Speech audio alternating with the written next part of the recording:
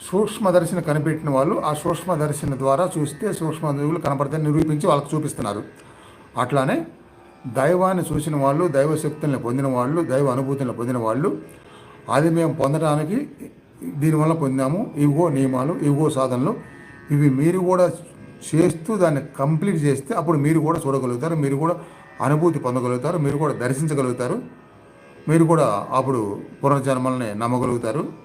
ఇవన్నీ జరుగుతాయి అని చెప్పి ఆ నియమాలని, ఆ సాధనల్ని ఆ సూక్ష్మదర్శిని అందించినట్టుగా సాధనలు అందించారు. సాధనలు వెంటనే కంటికి కనపడవు, అవి ప్రాక్టికల్గా చేసేవి.